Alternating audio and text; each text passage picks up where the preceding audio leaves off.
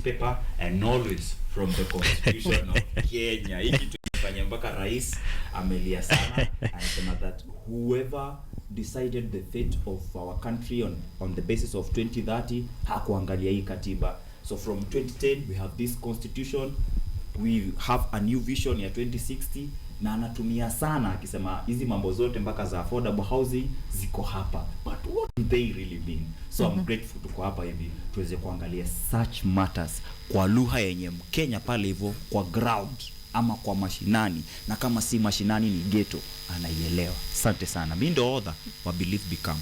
All right. Quite an introduction. Andrew?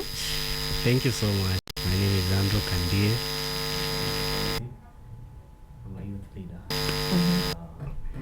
Thank you for the opportunity this morning to come and, as you have said, unpack the state of the nation.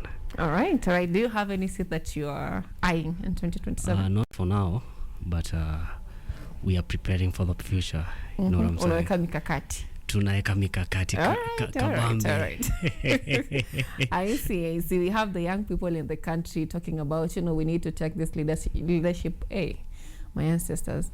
We need to take up these leadership positions and ensure that our voices are heard. We need to have the seat at the table, not just on the streets. Sure. And it's a very brilliant discussion that you're having. So, gentlemen, thank you so much for making time for us this morning. Just to set us on this discussion that you're having this morning, we have various headlines across different newspapers that you're having. And today, to just group them, we have politics, and in politics, we have the Standard. The Standard are talking of Grand Coalition. That is in relation to what the meeting that happened yesterday. Sure. We have the People Daily talking of 10 counties that will decide Kenya's next president. We also have the Daily Nation has given prominence to matters health. Let's just gather in what we have in politics first. Taifa Leo, they're talking of politics, and they're saying that Azimio Lenga Gachagua still on what transpired yesterday. So let's just begin from that point where we are talking of or we are talking about the formations that are currently ongoing. Some critics argue that the so-called united opposition are wasting time. It's a time when they should be sourcing for votes, but they're now struggling with structures. Do you think that they are too late, or are we reading too much into this? Let's begin with Ojwang. In politics, there is no too late. The reason I'm saying there is no too late, it's because we have people like the Speaker of the National Assembly, Moses Wetangula, who has been in that politics with ambitions that in 2032 he will be a president, yet bado ni mzee. It is, we cannot say that you are late in politics na tuko na watu kama Musalia Mudavadi, who was once a vice president of this country and wants to be president in 2032. We cannot talk about kukua late when we have young youths like the first time Senator Nairobi who wants to be a president in now 2027, not 2032. So hii siasa ya hii inchi hainaga kuchelewa na hainaga uadui, because tomorrow or next year you may hear that Kalonzo has decamped and wants to deputize President William Ruto himself. That opposition or united opposition, they are still not united if they do not have structures. But structures hata tunaweza zijenga saizi na zipigwe kesho. Leo tunaweza amka na kijana na fungue chama, ama tuone huyu kijana hata anaweza kuwa president kama Morara. Kesho msikia amenunuliwa. So it's not late, bado ni mapema. That's why the IEBC iko na vitu zinaitagwa timelines, that by March 2027 we are requesting all political parties to do their primaries, do their nominations. By May 2027 submit these names to the IEBC ndo iweze kutoa list of candidates, and then do campaign for 3 months from May to August, that is around 7th August 2027. So saa hii ni mapema sana kama ni 2026. Mse kama mimi mwenye nasimama MCA bado siwezi sema structures zangu ziko intact. Ju structures zangu zinahusu kichele But kama ni kuhusu watu, hadi wewe na kucount kama my team, kuna watu huko nje wenye ni mobilizers, kuna wengine mpaka wanaunda ngoma wanasema Mhesh, wewe ni Mhesh anaga kakitu, nimekuundia hii ngoma na ni yeye tumia. So hata mimi bado sina structures, lakini niko na ndoto ya kumake sure niko kwa hiyo government yenye inakuja 2027. It is never too late. Siasa time yake ni kama ile ya God yenye anasema kwangu mimi kama Mungu wenyu one day ni kama 1,000 days. Ndio ilikuwa mbaya sana hiyo 2024. Sasa hizi unasikia kuna watu wanasema hey, ni kama Heri Ruto, ni kama it's still early. All right, Andrew, let me get your what you think about this. Is it too early? Are we reading too much? Thank you so much. I would want to agree to a certain extent with my friend, the incoming MCA, Kawa West, that it is very too early to predict the next, of course, whatever is happening now between now and the next general election, which will be on August next year. The opposition right now, I can say they are disoriented, they are disorganized, they even do not know who their candidate is. They are trying to come together, as you can see. There's Linda Mwananchi trying to join the other side. So we can't really tell if the deliberations that are taking place among them, that they can unite them together, because one, I know for sure, my friend, I don't know which party you are in. You are in DCP. Their leader is their presidential candidate, I guess so. Maybe Wiper Kalonzo is their presidential candidate. Linda Mwananchi, I don't know who. The DAP Kenya, Eugene Wamalwa, has been fronted as their presidential candidate. So when all these leaders come together, they join hands together and they say we want to front one candidate. Some of them will feel jilted. They'll say, man, we can't run as a second, you know what I'm saying? So for now, we can't read much, but we hope that these guys, they come together. By 10 a.m., we will deal with them fair and square. Thank you very much. All right, Ojwang, wait a minute. Yes. There is this argument that the united opposition are not united because of Gachagua effects. When I say Gachagua effect, I mean that Gachagua wants someone who he's controllable when he gets to power. I believe that's the reason why they say he had differences with the president, because he was not being a deputy president. Sure. So that means that Sifuna will definitely not be a suitable person for that role, because Sifuna is someone who has been seen in office defending himself against a political party, a big political party. So this is someone who can just wake up one morning and be like, no, we are not doing this. So definitely that person is not controllable, for lack of a better word. And then we have him having numbers right now with other regions. And then we have this other leader like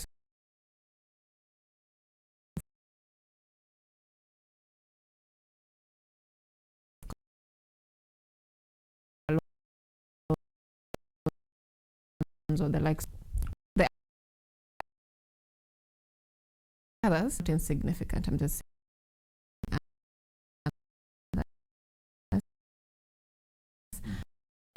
But we have the vote of the mountain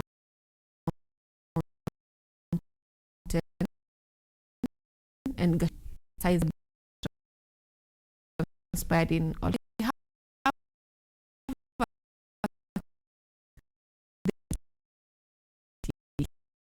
Has, and then difficult to have a conclusion.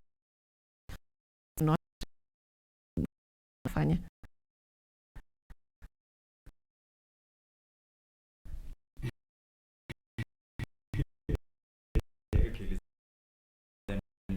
Like sustainable leadership.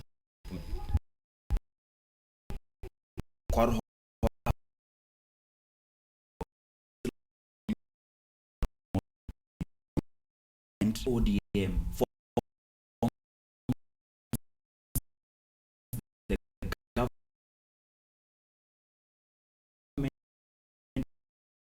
and it also forms at the moment. So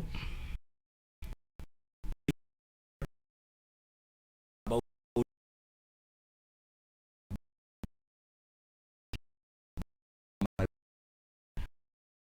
this of the opposition, it is the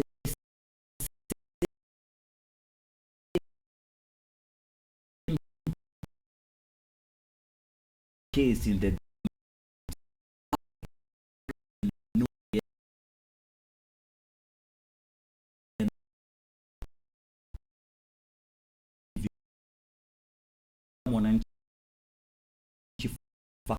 faction is big and than the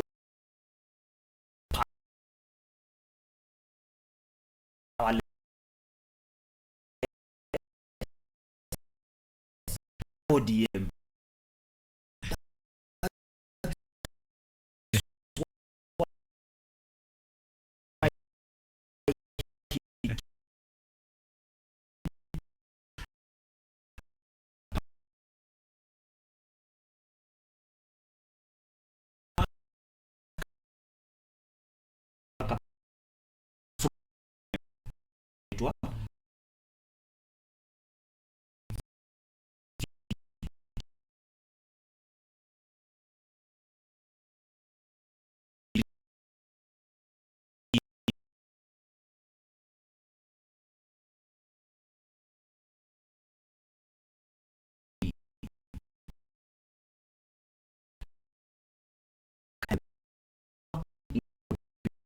Not resigned has bado hata wenye ni watu very vocal like Honorable Jerry Maina, women rep for Kirinyaga, is still a member of UDA. People like Kiharo, member of parliament, they are still people in UDA. Hawaja decamp. It is the same UDA yenye tunasema it has a presidential candidate already. Na they do not have a number 2 kama tu wale wengine. Kwa nini? Their number 2 is our own son, Professor Kithure Kindiki. But wanasema wezi ndikidhania na yeye mpaka 2027. They are saying they must have an ODM representative. Saizi wana front watu kadhaa. Mmoja wao ni CS Oparanya. Wa pili ni CS Joho. Azin hata wao wako hivyo. Wako more disorganized, wako more disoriented. Ndio maana nasema it is still too early. Can I add a point on why it is? I think you're giving him. Let's weigh in on what Andrew has to say. Niwalize tu my point hata ndo apate kitu yenye anapiga kitu sijamaliza. In the year 2002, gazeti ya Standard inaongelea kuhusu a grand coalition that could yield a wave kama ya 202. In that time, ilikuwa ni October, 3 months to election, time yenye baba alisema, hey, sisi tumeachana na mambo ya Moi, huyo uhuru wake hata hatumtambui, na tukasema Kibaki tosha. It was 3 months to election. Bado ni mapema, mambo yanaiva, na kuna vijana kama sisi tunafikiria. Tuko hapo tusukume hizo conversations. All right, let's get what Andrew has to say. I think my friend has spoken a lot, but he has actually said totally nothing. In the sense that you can't say this is a 202 moment, my friend. This is not 202. This is a very different election, whereby we are going to elections to elect a president based on meritocracy, what he has done for the past 4 years. You know what I'm saying? You know, 202, we were doing, the election was based on other principles, not like this one. Mm-hmm. And my friend, you said there are these guys from ODM who are now in Linda Mwananchi, who've also been stripped of their name in parliament, and you're saying like they should resign. That's what you're saying. But no, I said they can't resign because they are still in ODM. If they leave ODM, then they should resign. They should resign. Yeah, but they're still in ODM. You're on DCP. I'm on DCP. You're in UDA. I've never been in UDA. Yes. I was a Baba person from Jubilee. So ni watu wameongezeka. Nikisikia mtu ametoka UDA ameingia hii side, inakuwa ni win. Wewe unafaa unanionyesha watu wametoka nao this other side wakakaribia hapo. The problem is are they shifting to UDA because they not UDA to DCP because they feel like DCP is a better party, or are they shifting because they want to secure the second terms in their respective positions because of the power they are holding? Sure. I think politics is local, and you sum the ground, what the ground tells you. Because as a politician, even my friend here, I think he has done his homework to vie for the city on the party is vying on, having done homework on what the people on the ground are saying. But coming to the Linda Mwananchi, we have not tested their popularity. There is no by-election they have participated on. So for now, we can just say these guys, the wave is there, but we do not know actually their potential. You know what I'm saying? So my friend, as tukiwa the other side, bring it on, man. We don't fear. I have told you, like in my opening remarks, come together by 10 a.m. We'll have dealt with you. But just not to forget, as I said, this is not a 202 moment. This is an election where you sell what you have done before. Even your presidential candidate, and I don't know the person who will be given the baton to the flag bearer, I mean, for the united opposition, but whoever he will be given should come out and tell us what he has done for those many years he's been in government. You know what I'm saying? And actually his party leader cannot vie. You know, the court case said he cannot vie. So my friend, you exhaust the judicial process that is there for your candidate to vie, but for now he can't. You know, both of you didn't give me an answer I asked. You didn't respond to the question I asked you. You were like, let me not say. You were you're like, why don't you ask me this? Yes. You remember the person who said, why don't you ask me this? Why don't you ask me this? Yes. I asked, is there confusion within the united opposition as they form their united coalition? Absolutely. Are they not forming their structures out of fear or out of strategy? That is what I asked. They are forming. He said that all politics is local. All politics is local. We have even tested the Mount Kenya in their forming and their strategies through the Olkalau by-election. That is one party. For what we call united opposition, it means keep your house in order. Wewe kwa chama chako. I've even heard people saying that the HE Kalonzo Musyoka hakona uzembe. Why are we not seeing you on the ground? He has to keep his house in order. Even when you come to the side ingine ya gava, UDA ni party kiwa peke yake. Lazima watengeneze mambo yao. ODM ni party kiwa peke yake. Lazima watengeneze mambo yao. And that's why unasikia wakilia story ambazo zinaitwa zoning and all these things. You must first be a scout. Scout anasema gafagia kwako, nifagie kwangu. By March huko hivyo, time yenye kila chama kishajipanga na kinajua, if it is karatasi ni sita, if it is MCA, this is our guy. Umeshika? If it is the senator, this is our guy. If it is the president, this is our guy. Saa hiyo sasa ndo wataka sasa kwa meza. Waseme juu sisi wote hatuwezi kuwa presidential candidate. Tutashelve. But saa hizi ni mapema. That is what I said. All right. So according they to are you, not confused. They are on their own lens. All right. They said that politics si kama ya 202. Ati mtu atakuwa akiangaliwa vitu zenye anadu. Hizo ndo vitu hata bado tunasema Ruto must go. Ni juu ya vitu zenye amedu. From here ingie 2022 to now. Nini amedu. If we are going to talk about vitu zenye alidu from akiwa CS, then ni mingi sana. Huyo ni mtu hadi ametolewa hadi gava.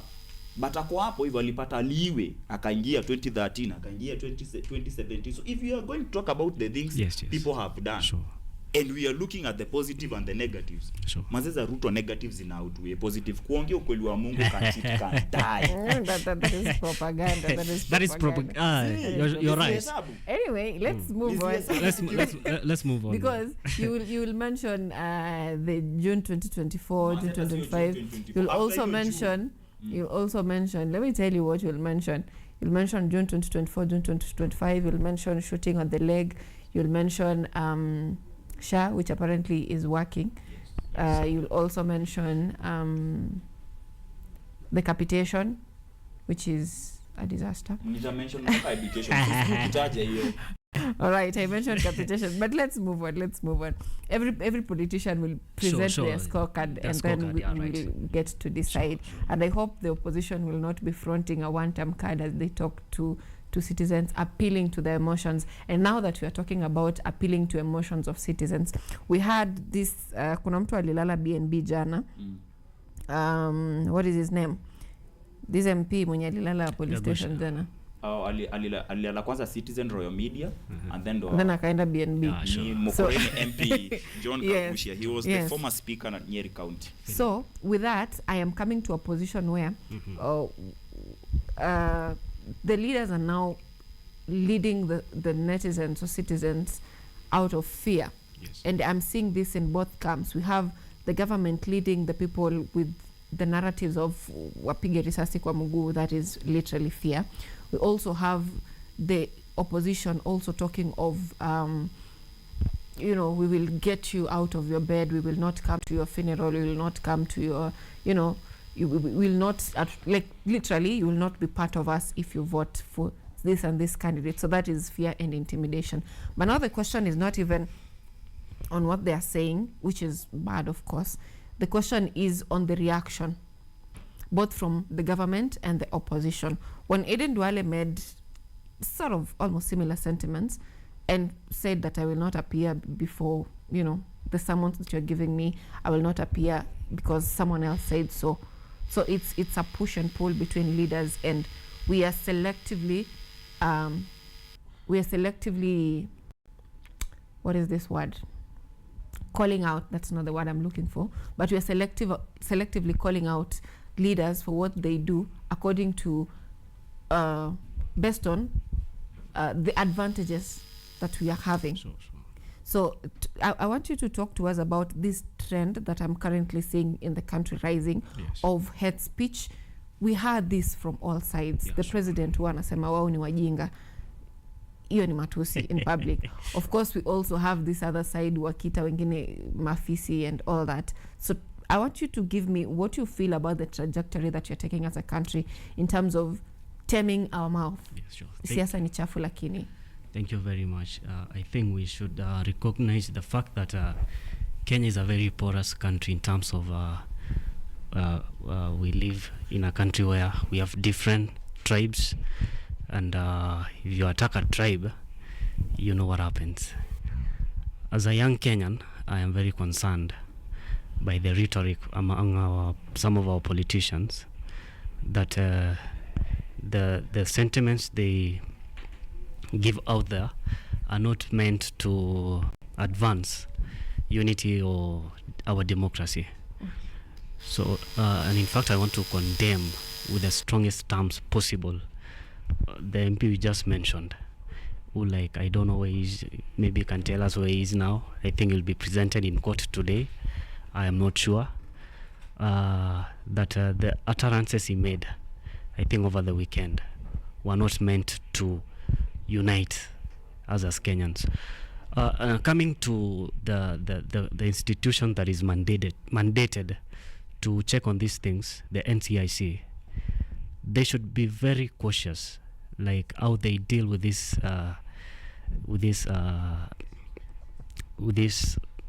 things of hate speech. You know what I'm saying? Because if you were to lean on one side and leave the other side, that is a precursor for violence. So I just urge them to be very impartial when dealing with such. This one, there is no taking sides. Everyone should carry his or her own cross, because we of decent views, like my brother here is in opposition, I'm in government, but we need a united. He said you're in opposition. I said, bro, you're sleeping, man. That is how we will defeat you in the next election. Yes, because you guys are sleeping, and you sleep in mkutanos, man. You know what I'm saying? So I'm saying he's on the opposition, I'm in government.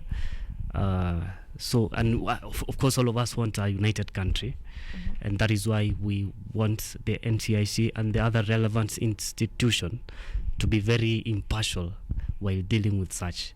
This one, there's no taking sides. As a young, especially as a young person, I should say like everyone should carry his or her own cross, either from the opposition or from the government. And whenever you're found to have made utterances that are not geared towards a unity, just do not call your tribe to support you or to do what.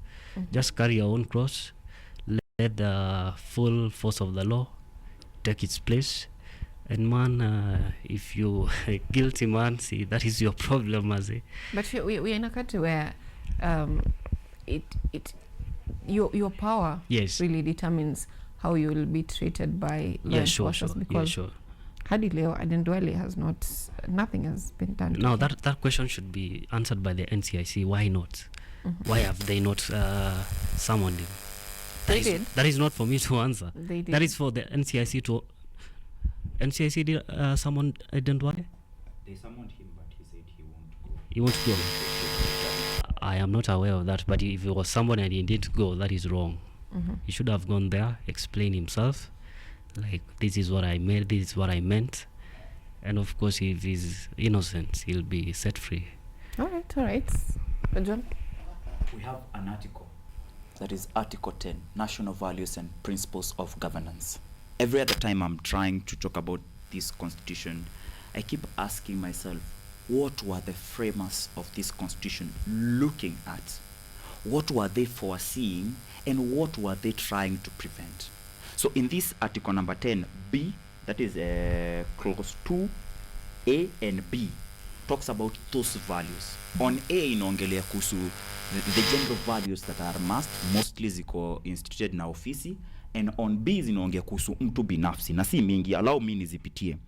On 2A, the national values and principles of governance include patriotism, national unity, sharing and devolution of power, the rule of law, democracy, and participation of the people. Hizo ni vitu kila mtu as a collective we can do. Sure. B ni mtu kivyake. Human dignity, equity, social justice, inclusiveness, equality, human rights, and non-discrimination, and protection of the marginalized. So the country ndo isonge mbele vile inafaa, it must have a firm president. I said off air that there is a difference between a snake and a serpent. Serpent, ukitoa kichwa moja, hydra inarudishaga ingine. So the NCIC of this country will be a backing dog if it cannot act. We have another one commission to EACC. Pia ile inakuwaga the same. But if you listen to them and ask, why don't you act? They will always talk about an order from above. Who is this above? What is the orders that he gives? We had a young youth, Ojwang, who was in cell, whereby it is believed that ukishashikwa na karao hivi, we are not even supposed to be concerned about your security. Inasemekanaga uko katika mikono ya serikali. It is the safest place you should be in, a police cell. But in that police cell, you get harassed. They on top of that torture you, rape you, and then unalive you. Then you get out there kwa watu ambao we call viongozi. Anyone mwenye ni mzee kukuliko, we are supposed to see them as the viongozi. We had Farah Maalim. And Farah Maalim said, if he was a president in a country where people are championing for Article 37 yenye inaongea kuhusu freedom of picketing, freedom of demonstration, ama Article 33 yenye inaongelea kuhusu freedom of expression, I would kill 5,000 Gen Zs. What was done to him? Nothing, ladies and gentlemen.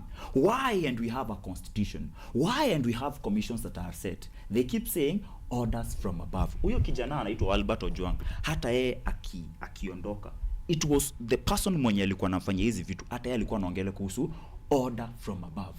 Na hii above iko mahali saizi imekwamia kwa DIG. Kuna mkubwa, kuna IG. But huyu DIG hata yeye kwa nini ashikwi sana? Jua hata yeye atasema orders from above. We should deal with the above for us to be able to stop these things. If the above is firm, we can have these people in court tuwaone kotini. We have even Rigiji mwenyewe akiambia Murkomen, wewe ni CS, sitasema alisema CS wa nini, but wewe ni CS, una deal na security. Please, kama mtu amekosea, wapelekeni kotini tuwaone hapo.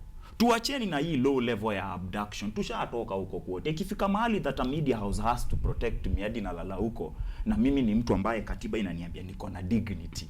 We have missed the point. Yes. And then ukiingia hii polisi, unaingia on a weekend, wanataka wakushike na wakuweke hapo.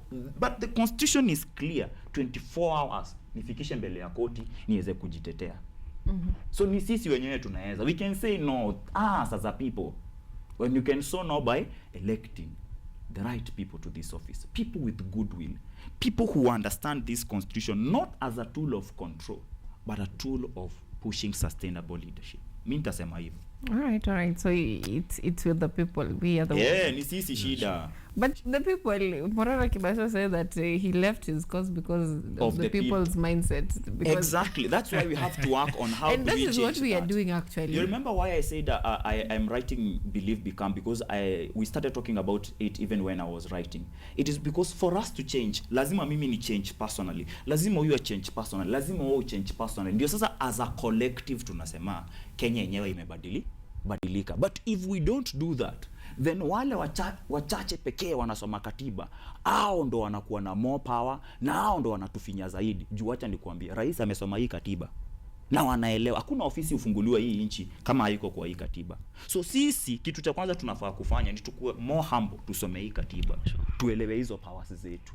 That is kuchange, that is the mind. Na tusipofanya hivyo, si bado tutaendelea kuachwa nyuma zile countries zingine ziki. But are we really? Because I think we are fed propaganda so much that we fail to look at what is real and what is wrong. Because if you hear what our leaders say on top of vehicles, it is mostly kuamsha emotions fulani, tukasirike. But if you look objectively into this, we are still making the same mistake, because we are not voting for change, we are voting someone out to punish. And that is something that we'll get back to where we are right now, because if there is no government that is popular to the people. Any government will complain about every government, and any opposition figure always feel like an angel. That's why. But when we become objective, because if you walk around and ask people who will you vote, they will tell you sina mtu wa kuvote, lakini kukikuwa kwa ballot Ruto na Gachagua nitavotia Ruto. Why is that? Because people are becoming objective. But anyway, let's move forward to predictions that the People Daily have given us. They are talking of 10 counties that will decide Kenya's next president. Several counties have been given there, with the 10 counties having more than 600,000 votes. To begin with, we have Nairobi, Kiambu, Nakuru, Meru, Kakamega, Machakos, Bungoma, Kisii, Mombasa, and Murang'a, in that order. Mount Kenya counties in that list is 1, 2. Is Nakuru Mount Kenya? No. No, it's Rift Valley. So it is 1, 2, 3, 4, 5. We have 5 of them from Mount Kenya. That is Murang'a, Machakos, Meru, Kiambu, Nairobi. And then we have the Rift Valley. Kuna moja kametokea hapo. The Coastal Region moja, Western 2, Kisii moja. So hata kuna hapo Luo Nyanza wenye ni backbone ya serikali, broad-based government. Talk to us about these numbers and what they mean to you. Thank you so much. I think the counties that we've just mentioned, they are cosmopolitan counties, except maybe, I don't know, maybe Murang'a, Kisii. Kisii is also metropolitan. Metropolitan. Yes. It's a metropolitan. Yes. No, but anyway, I think the author of this, I don't agree with him, because one, you can't say, for example, Bungoma. Bungoma, in the last election, the Speaker of the National Assembly delivered over 60% of the votes. I think this guy is putting into the fact that Linda Mwananchi, which is led by Edwin Sifuna, who comes from there, has changed the matrix in Bungoma, which I don't think is the case there. We still have Bungoma very intact, and our speaker will deliver very well to the winning team, of course, of the president.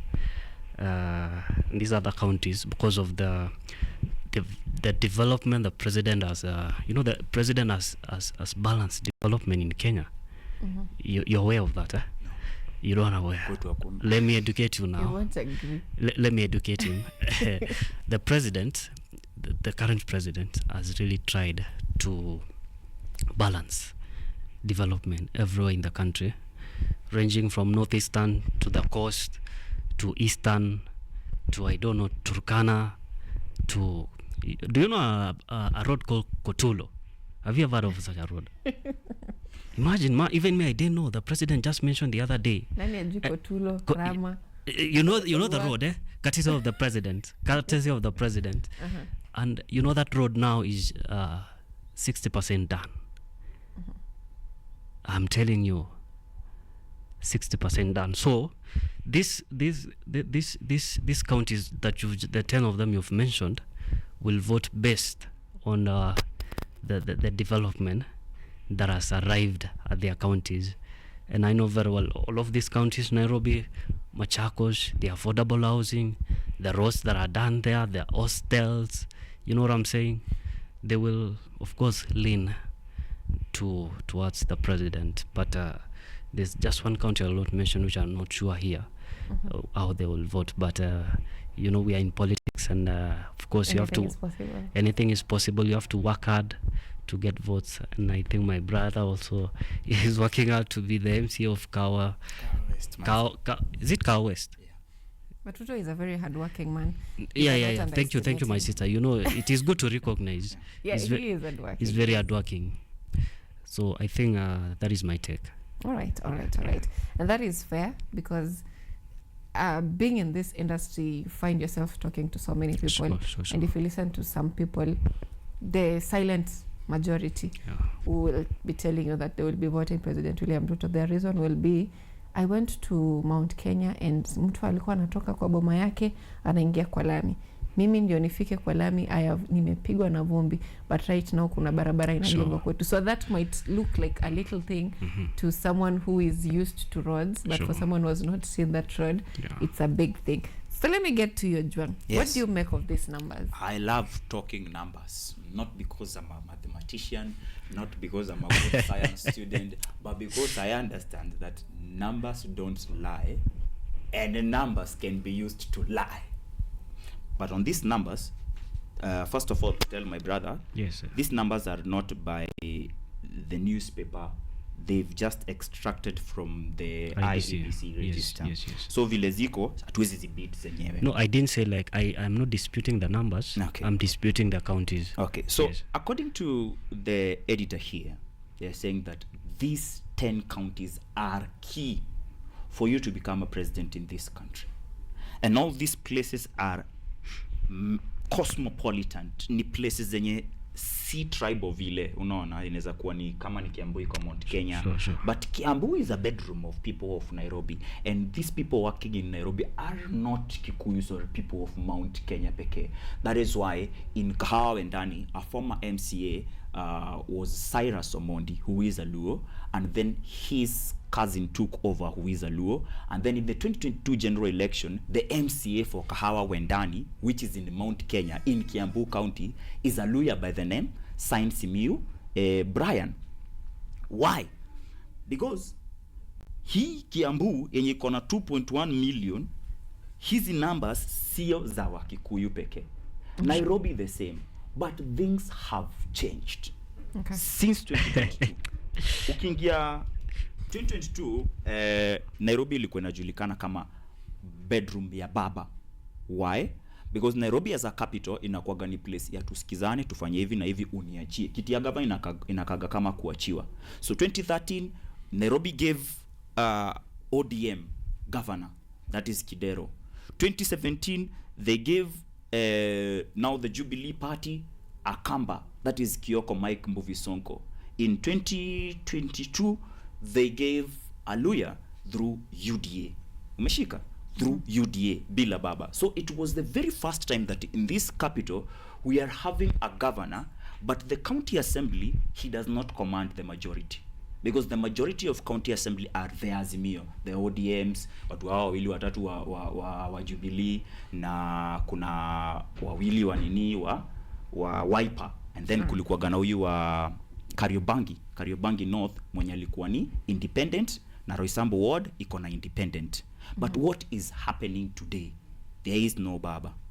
So people are shifting alliances and allegiances. That is why you are seeing we have some people wenye walikuwa ni baba people, and they are ready for the governorship.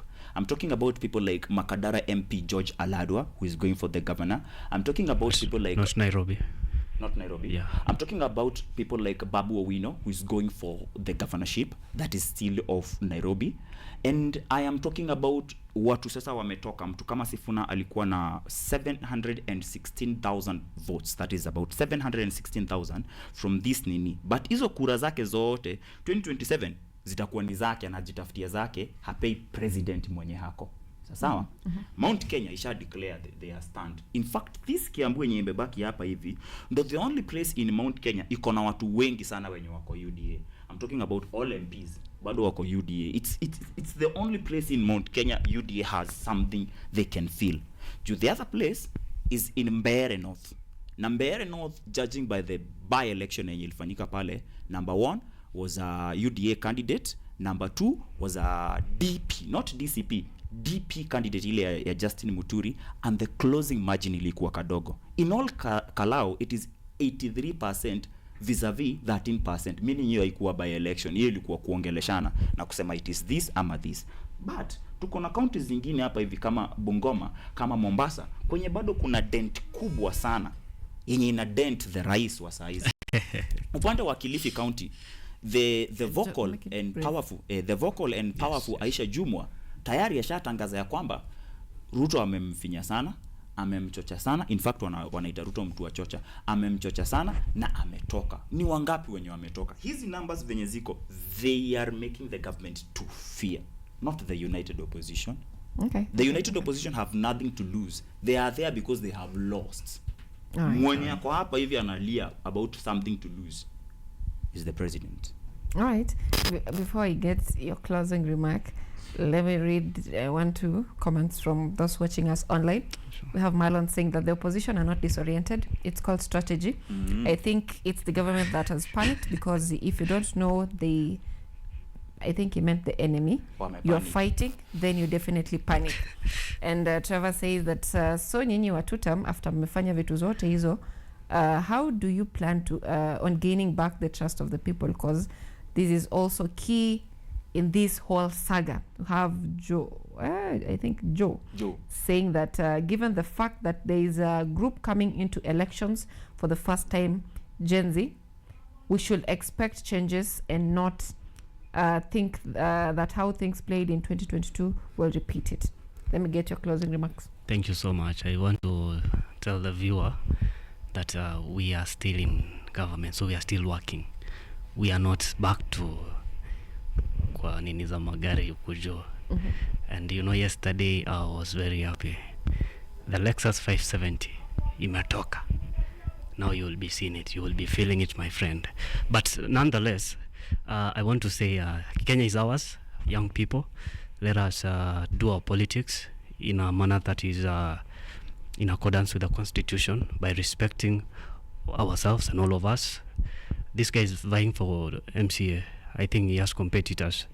So respect your competitors, and in that manner, Kenya will be in Singapore in very few years. Okay, we are still going to Singapore. All right. Thank you so much, Andrew. Singapore less than a minute. Kweli, as namaliza nasema asante. First of all, show imekuwa very insightful. I want to talk about your public trust as namalizia. Na iko pale hivyo kwa constitution article number 10 that we as the people, public trust sisi ndio tunafaa kuonyesha huyu ako na public trust ama hana. It comes from goodwill. We have to do better as a country. We have to do better as voters. We also have to do better as the youth of this country. For example, mtu kama mimi nilishasimama na nikasema nitakuwa kwa hiyo ballot, whether I have money or I don't have money, because I understand there are some things we can never buy with money. We can never buy human dignity with money. We cannot buy goodwill with money. We cannot buy respect for one another with money. Ni mimi tu nikae chini, niheshimu Andy, niheshimu hawa. Mimi hautawahi nisikia siku hata moja nikitusi kiongozi fulani, because I believe in issue based politics. Ndio tusaidiane, na hii siasa hainaga uadui. Kesho tunaweza jipata kwa meza moja tukikula pamoja. Kwa nini nikutusi leo na kesho nitakuhitaji? All right, the date is the 4th of August 2026, Tuesday at 9:56. When Ojwang Mariam said tutawahi mpata akitusi mtu.